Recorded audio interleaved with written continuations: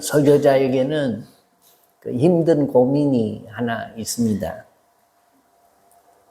감사주의를 전후해서 감사를 주제로 감사주일, 준비주일에도 감사에 대한 설교를 해야 되고, 감사주일에는 말할 것도 없이 감사가 주제가 되어야 됩니다. 그래서 맥주, 추수, 준비주일, 또 맥주, 추수, 감사주일, 이 네 번은 다른 설교를 할 수가 없습니다. 설교 본문은 다를 수 있지만 비슷비슷합니다. 그 말씀이 그 말씀 같고 그 말씀이 그 말씀입니다. 그래서 성도들도 이게 별 기대를 안 합니다. 수십 년 매년 맥주 추수 감사절에 들었던 말씀들입니다. 그래서 오늘도 목사님이 설교를 할 때 감사의 높이가 믿음의 높이고 감사의 넓이가 축복의 문이고 이런 말씀 하시겠지 하고 감사의 베이스를 깔고 그 말씀을 듣습니다. 어떤 일이든지 계속해서 반복이 되면 이게 신선함이 없어지고 그러려니 합니다. 말씀 앞에서는 다 그러려니 라는 마음을 내려놓아야 됩니다. 하나님이 내게 주시는 음성으로 듣고 내가 무엇을 감사해서 주님께 축복의 문으로 들어갈까라고 고민을 해야 할 것입니다. 그럼에도 불구하고 하나님이 출애굽한 이스라엘 백성들에게 신명기 16장 16절로 17절 말씀에 보면 너희 가운데 모든 남자는 1년에 3번 곧 무교절과 칠칠절과 초막절에 내 하나님 여호와께서 택하신 곳에서 여호와를 배웁되 빈손으로 여호와를 배웁지 말고 각 사람이 내 하나님 여호와께서 주신 복을 따라 힘대로 드릴지니라 했습니다. 1년에 3번 무교절, 그 다음에 칠칠절, 초막절에는 하나님 앞에 넘치는 감사의 예물을 가지고 내가 받은 복의 분량대로 하나님 앞에 감사의 예물을 드리면서 지키라라고 말씀을 하십니다. 어떤 그 어린이들이나 청소년들에게 장래의 꿈이 뭐냐 이렇게 물으면 대개 이 20가지 안팎의 직업을 말합니다. 이 직업들이 많은 것 같지만 늘 듣는 이 직업은 몇 가지가 안 되기 때문입니다.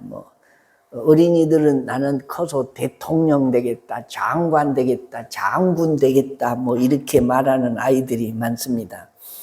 그 직업의 분포를 보면 괜찮은 직업은 의사, 또 판사, 변호사, 간호사, 교사, 교수, 공무원, 경찰, 항공조종사, 스튜디오스, 또 군인, 회사원, 은행원, 보험업, 사회복지사, 영농인, 수산업 종사자, 컴퓨터 프로그래머, 유통업, 개인 사업, 또 뭐가 있는지는 잘 모르지만 제가 어느 통계를 찾아보니까 대한민국의 직업 가지수는 16,891가지다라고 했습니다. 세계적으로는 이 직업의 숫자가 약 2만 가지가 된다고 합니다. 이 청소년들에게 어떤 일을 하고 싶으냐라고 물으면 꿈이 뭐냐라고 물으면 직업을 이야기합니다. 그런데 그 꿈은 그 직업은 목표이지 꿈은 아닙니다. 그 직업을 가졌다고 다 행복한 것이 아니기 때문입니다. 땅에 태어난 모든 사람들의 꿈은 한결같습니다. 행복하게 사는 것입니다. 동의하시면 아멘. 일에 대한 목표를 가지는 것은 그 목표를 이루면 그 직업을 가지면 행복해지는 데 있어서 보탬이 되기 때문에 그 일을 하고 싶다는 것입니다. 모든 사람들은 다 행복해지는 것이 꿈입니다. 이것이 소망입니다. 불행해지기 위해서 공부를 하고, 불행해지기 위해서 사업을 하고, 불행해지기 위해서 결혼하고, 불행해지기 위해서 신앙생활을 하는 사람이 누가 있겠습니까? 알고 보면 다 행복해지기 위해서 하는 것인데, 그렇게 열심히 노력하고 뛰고 힘쓰는데도 행복은 이게 멀게만 느껴지는 것이 현실입니다. 여러분, 행복과 불행의 차이가 무엇이라고 생각을 하십니까? 환경이 서로 달라서 불행이 나누어지는 것은 어쩔 수 없는 일이라고 할지라도 똑같은 환경임에도 불구하고 어떤 사람은 행복에 취해 사는 사람이 있습니다. 똑같은 환경임에도 불구하고 어떤 사람은 불행에 취해 사는 사람이 있습니다. 이유가 뭡니까? 행복은 제가 그전에 말씀드린 대로 이게 느낌이기 때문입니다. 행복은 보여지는 것이 아니고 손에 쥐어지는 것이 아니고 각 사람마다 그것을 느끼는 느낌입니다. 아무리 행복한 환경이라도 그 행복을 느끼지 못한 사람이 있는 반면에 환경이 불행할 것 같은데 행복을 느끼면서 사는 사람이 있습니다. 그 느낌이 어디서 어떻게 오는 것이냐? 오늘 성경 14절 말씀에 이렇게 말합니다. 시온에 따라 노래할지어다. 이스라엘아 기쁘게 부를지어다. 예루살렘 따라 전심으로 기뻐하며 즐거워할지어다 라고 말씀해요. 시온의 딸 예루살렘 이스라엘은 구원받은 백성입니다. 성도입니다. 선민입니다. 노래하고 기뻐하고 즐거워함은 신령한 감사와 기쁨을 의미합니다. 생각해 보면 모든 것이 감사입니다. 노래하고 기쁘게 부르고 즐거워하는 것은 행복과 감사의 느낌을 표현하라는 말씀입니다. 행복해서 행복하다고 말하는 것이 아니고 행복하다고 말을 하니까 행복해지는 것처럼 행복과 감사의 느낌을 하나님의 백성들에게 하나님이 표현하면서 살라라고 말해요. 산의 진미를 두고도 입맛이 없어서 못 먹는 사람이 있는가 하면 배춧국이라도 맛있게 먹고 기뻐하고 감사하는 사람이 있습니다. 이것을 먹으면서 끓여준 아내에게 감사하고 아내는 배추를 팔아준 사람에게 감사하고 이 장사꾼은 이 농사를 지은 사람에게 감사하고 농사를 지은 사람은 풍년을 주신 하나님께 감사하고 서로 감사하면서 감격하는 것입니다. 불신자들은 밥 한 그릇 심지어 물 한 그릇을 놓고 이게 감사를 하는 요 그리스도인들을 이해를 못합니다. 그러나 하나님은 만물을 모두 우리에게 그냥 공짜로 주셨으니 물 한 그릇, 밥 한 그릇 주신 것도 일용한 양식 주신 것도 하나님이 내게 은혜로 주셨으니 감사하다라고 감사의 기도를 드리면서 먹는 사람과의 차이는 이게 천지 차이다라는 것입니다. 사람들이 왜 감사를 못하냐? 모든 것을 당연시하기 때문입니다. 내가 아침 먹을 자격이 있는 거지 뭐. 내가 이런 가정을 꾸릴 자격이 있는 거지. 내가 이런 직장에서 근무할 자격이 있는 거지. 다 당연시합니다. 나는 요 정도의 자격을 갖춘 사람이다라고 생각을 하기 때문에 감사를 못하는 거예요. 그런데 나는 내가 이거 아침을 먹을 수 있고 이 가정을 꾸릴 수 있고 이 자리에서 일할 수 있다고 하는 것을 당연시하는 것이 아니라 모든 것이 은혜고 하나님이 내게 주신 축복이다라고 생각해야 감사할 수 있는 것입니다. 내가 이만큼은 누릴 수 있다라고 당연시하는 것은 영적으로 들어가 보면 그게 교만입니다. 교만은 어디서부터 오냐? 마귀에게서부터 와요. 교만은 거짓의 아비, 하나님보다 더 높아지려고 하다가 하나님의 저주를 받아서 공중에 내어 쫓긴 영이 이 마귀요 귀신이고 사탄인데, 이 마귀와 귀신과 사탄에게 없는 특징이 있는데 그게 감사가 없어요. 모든 게 원망입니다. 모든 게 불평입니다. 그래서 이 원망과 불평 당연시하는 것은, 교만은 마귀에게 오는 것이다 라는 겁니다. 그러므로 모든 것을 하나님이 주신 것인 줄로 알고 감사하면서 사는 것입니다. 하나님이 거두어 가시면 인간의 노력과 수고는 다 무산대공이 된다고 믿는 것입니다. 그러므로 만 개의 입이 있어도 다 감사치 못한다라고 생각하고, 만 가지 은혜를 받았으니 내 평생 즐거우나 슬프나 내 머리 숙여서 주님께 비는 말 나 무엇 주님께 바치리까, 이런 심정으로 사는 것이 믿음의 사람들이다. 그러므로 그리스도인은 마땅히 감사해야 할 줄로 믿으시면 아멘. 미국의 어떤 집사님이 주일날 교회에서 범사에 감사라, 이는 그리스도 예수 안에서 너희를 향하신 하나님의 뜻이니라 라는 설교를 들었어요. 그래서 그 은혜를 받고, 아 그렇지, 내가 지금까지 감사를 못하고 살았구나. 그리고 집으로 돌아가는 이 버스를 타고 돌아가면서 내가 늘 감사해야지 왜 그걸 모르고 살았을까라고 반성하면서 갑니다. 다음 정거장에 버스가 딱 하나 섰는데,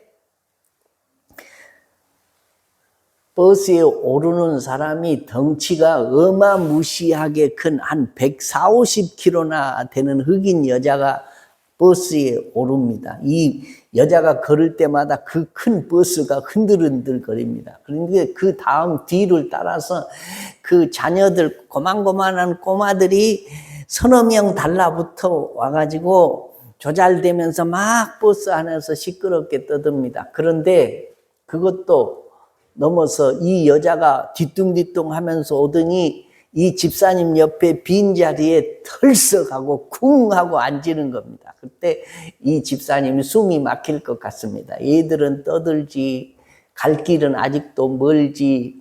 그런데 오늘 교회에서 목사님이 범사에 감사라고 했는데 뭘 감사해야 할까? 아무리 생각해도 감사할 조건이 안 생기는 겁니다. 그래도 감사하자.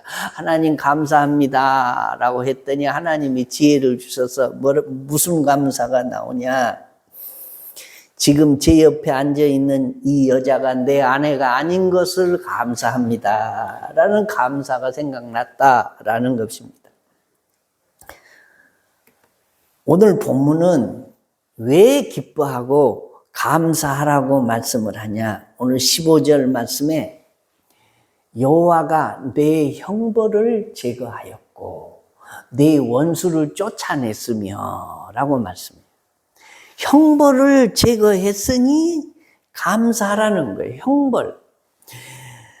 성경의 형벌 3단 노법이 뭐냐면, 죄인은 형벌을 받는다. 나는 죄인이다. 고로 나는 형벌을 받는다 라는 겁니다. 의인은 없는데 하나도 없습니다. 다 죄인입니다. 그러니 나는 형벌을 마땅히 받아야 할 사람이다. 죄에 대한 대가를 치러야 할 사람이다 라는 것입니다. 우리가 TV에서 살인죄를 지고 나와가지고 이 얼굴까지 다 보이는 사람을 보고 저 사람은 살인죄를 지어서 나쁜 놈이구나 라고 말할 수 있습니다. 그런데 성경에 보면 남을 미워하는 자는 살인죄를 범하는 것과 같다라고 하셨기 때문에 알고 보면 그 사람이나 나나 뭐 별 차이가 없는 겁니다. 우리는 하나님 앞에서 다 죄인입니다. 내 죄를 다 벌려놓으면 여기 고개를 들고 앉아있을 사람이 별로 없습니다. 드러난 죄를 지은 사람들은 사실 알고 보면 감옥에 있고, 죄가 드러나지 않는 죄인들은 어디 있어요? 다 여기 있잖아요. 문제는 드러났느냐 안 드러났느냐의 차이밖에 없습니다.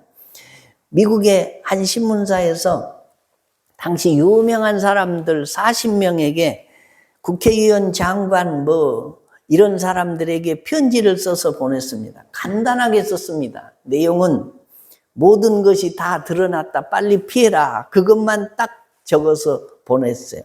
다음날 아침에 확인해 보니까 이 40명 중에 다 뺑소니 치고 한 명도 집에 없더라는 거예요. 그만큼 다 죄인이다라는 거죠.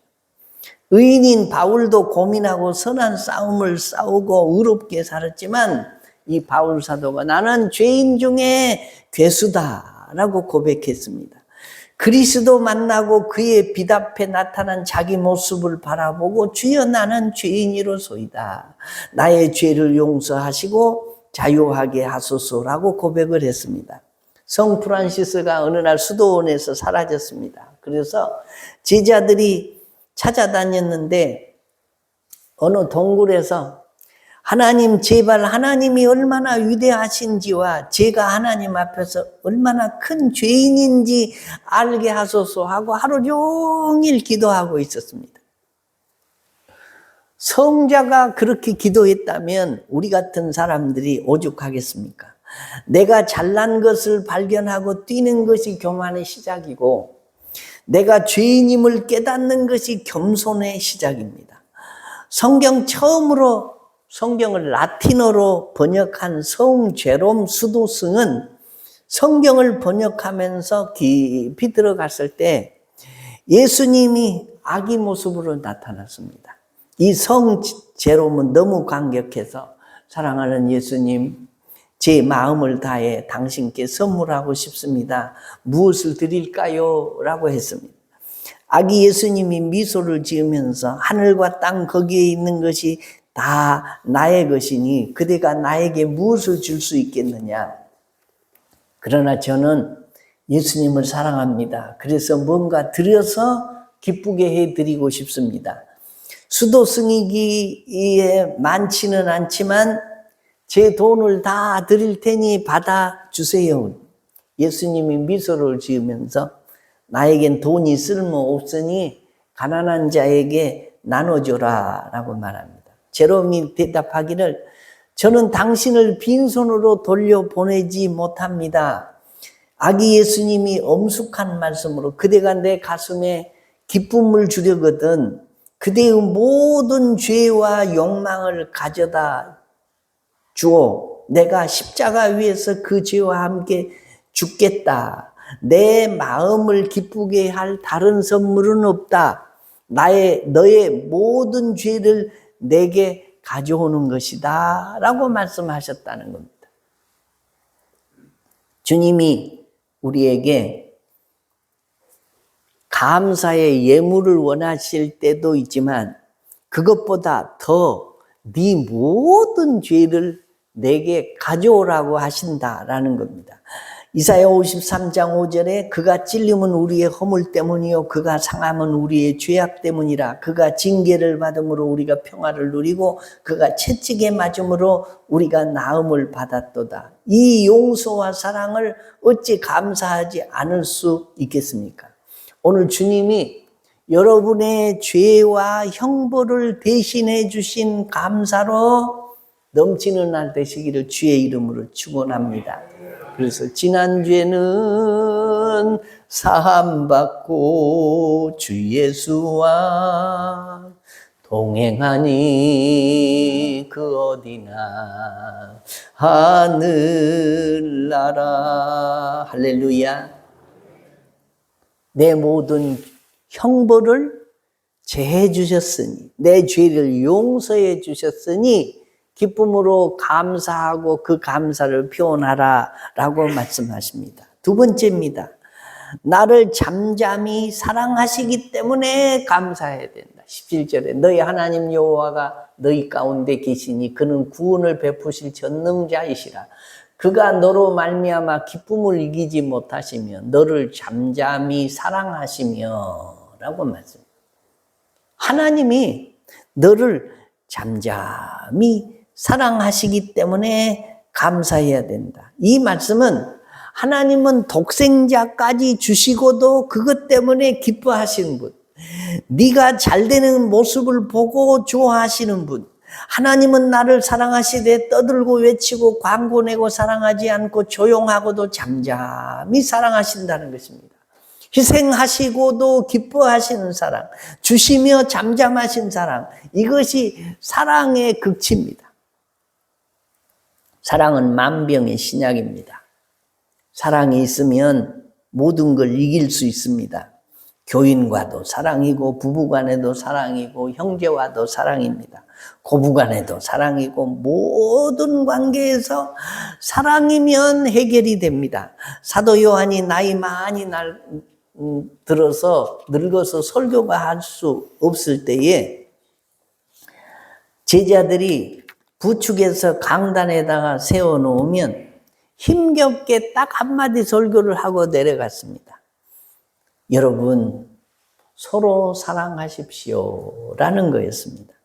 마태복음 22장 37절로 40절에 예수께서 이르시되 내 마음을 다하고 목숨을 다하고 뜻을 다하여 주 너희 하나님을 사랑하라 하셨으니 이것이 크고 첫째 되는 계명이요 둘째도 그와 같으니 내 이웃을 내 자신같이 사랑하라 하셨으니 이 두 계명이 온 율법과 선지자의 강령이니라 라고 말씀했습니다. 위로 하나님을 사랑하고 아래로 사람을 사랑하면 성경의 모든 율법과 선지자들의 강령, 이 줄거리, 성경의 줄거리를 다 지키는 것이 된다. 십계명을 지키는 것이 되고 율법을 지키는 것이 되고 복음을 지키는 것이 된다라는 말이에요. 그래서 세상의 어떤 사랑보다 우리 주님의 큰 사랑이 여기 있는데, 천지를 창조하시고 세상을 심판하실 젖대다 유일신 하나님이 다른 사람이 아닌 나를 사랑하신다는 거예요. 하나님이 우리를 사랑하십니다. 나를 사랑할 뿐만 아니라 내 자녀들을 사랑하십니다. 동의하시면 아멘. 하나님의 사랑은 요란하지도 않습니다. 둘레지도 않고 드러나지도 않습니다. 큰 물은 소리 없이 도도히 흐르는 것과 마찬가지로 하나님의 사랑이 도도히 흐르는 물처럼 둘레지도 않고 설레지도 않고 조용히 나를 사랑하신다라는 겁니다. 모든 사람이 다 나를 떠날지라도 하나님은 나를 떠나지 아니하시고 세상 끝날까지 함께 하십니다. 그래서 찬송가 중에 온 세상 나를 버려도 주 예수 안 버려 끝까지 나를 돌아보시니 라고 찬양을 합니다. 사랑하는 성도 여러분, 하나님이 우리를 사랑하시기 때문에, 나를 사랑하기 때문에, 나의 자녀들을 사랑하시기 때문에, 얼마나 사랑하시다, 십자가에 못 박혀 죽으시기까지 사랑하시기 때문에 하나님께 감사할 수 있는 믿음의 종들 되시기를 주의 이름으로 축원합니다. 코로나 팬데믹 이후로 매우 어렵습니다. 무기력에 빠진 청년들이 약 70만 명 정도가 이게 직장을 아예 구하려고 생각을 안 합니다. 그냥 포기합니다. 포기하고 사는 청년들이 이 나라에 한 70만 명 정도 있다고 합니다. 코로나를 겪으면서 직업을 가져보려고 애를 썼는데 또 직업이 있던 사람들도 회사에서 쫓겨나게 되고 그래서 그냥 자포자기하고 무기력에 빠져서 산 사람들이 많습니다. 세상 사람들만 그러냐? 교인들도 그런 교인들이 많습니다. 영적으로 점점 이게 침체되어서 무기력에 빠져가지고 뭔가 해볼 생각을 하지 않고 그럭저럭 세월만 보내는 그리스도인들이 많습니다. 그래서 교회들이 다 20, 30%씩 쪼그라들었고 재정도 적고 숫자들도 잘 안 모이고 성도들의 이름은 가졌지만 힘 있는 그리스도인, 머리 깎인 삼손처럼 사는 그리스도인들이 점점 늘어가고 있습니다. 정신을 차리고 근신하고 깨어서 주께로 돌아오고 예배가 회복되고 기도가 회복되고 전도가 회복되어야 할 때입니다. 우리가 회개하기 시작해서 우리가 주의 얼굴을 구하기 시작한다면 하나님은 반드시 우리 모든 죄를 사하시고 이 땅을 고치시겠다 약속하셨는데 그 이유는 내가 너희들을 사랑하기 때문이다 라고 말씀하십니다. 하나님이 아들 독생자 예수 그리스도의 피값으로 사주신 사람들이 누구냐? 예수를 믿는 하나님의 자녀들입니다. 때문에 우리에게는 소망이 있습니다. 그 이유는 하나님이 우리 형벌을 제하셨기 때문입니다. 믿으시면 아멘. 하나님이 우리를 잠잠히 사랑하고 계시기 때문입니다. 아멘입니까? 나를 들어서 이 나라와 이 땅을, 교회와 가정을 회복시키기를 원하고 계시는 하나님이 내 형벌을 제하여 주시고 나를 잠잠히 사랑하고 계신다라는 것입니다. 때문에 우리는 원망과 불평을 그치고 감사를 회복해야 됩니다. 특히 감사주일에 감사로 제사를 드려야 됩니다. 손들고 은혜의 보좌 앞에 담대히 나가야 됩니다. 하나님 감사합니다 말하고 찬양하며 주 앞에 나가야 합니다. 하나님은 감사하는 자를 복되다 하십니다. 감사로 제사를 드리는 자가 하나님을 영화롭게 합니다.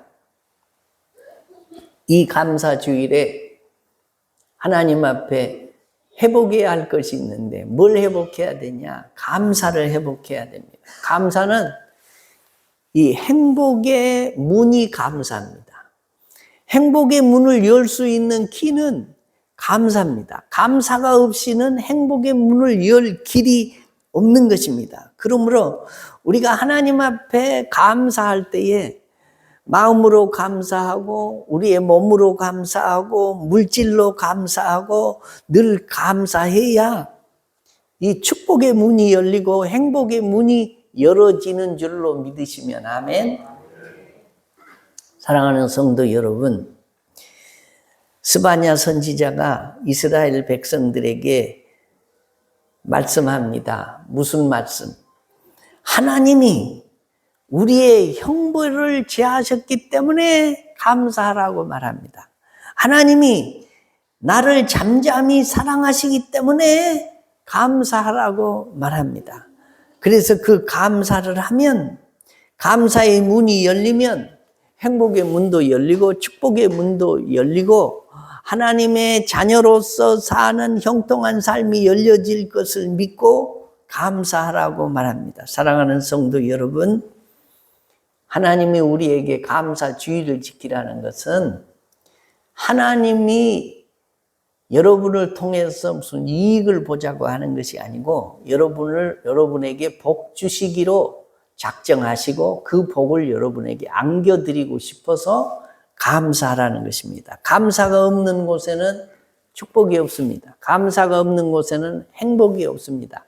감사가 없는 곳에는 아름다운 인간관계가 맺어지지를 않습니다. 누가 맨 원망하고 불평하고 짜증내는데 그 사람하고 가까이 하고 싶은 사람이 누가 있겠습니까? 그러므로 감사는 하나님께 영광이 될 뿐만 아니라 내게 축복을 끌어들이고 내가 행복의 문을 열고 들어가는 길이다라는 것을 믿으시고 이 감사주일에 감사와 행복이 회복되어지는 감사절 되시기를 주의 이름으로 축원합니다. 우리 다 같이 자리에서 일어나시겠습니다.